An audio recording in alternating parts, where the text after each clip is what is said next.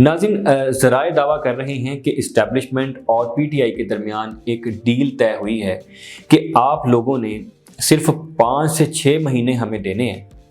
اس دوران ہم نے اس حکومت سے جتنے مقاصد حاصل کرنے تھے وہ کر لینے ہیں۔ اس کے بعد ایک قومی حکومت بنائیں گے، اس کے بعد ایک نیا الیکشن ہوگا، اس نئے الیکشن میں جو بھی جیتا وہ اپنی حکومت بنا لے۔ یعنی اسٹیبلشمنٹ نے محمود اچکزئی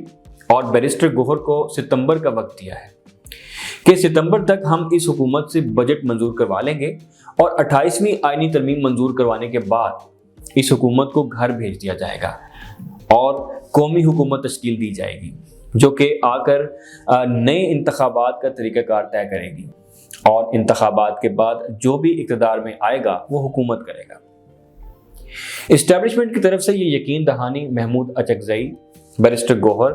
اور سلمان اکرم راجہ کو کروا دی گئی ہے کہ آپ نے اس وجہ سے مکمل طور پر خاموش رہنا ہے اور کوئی احتجاج نہیں کرنا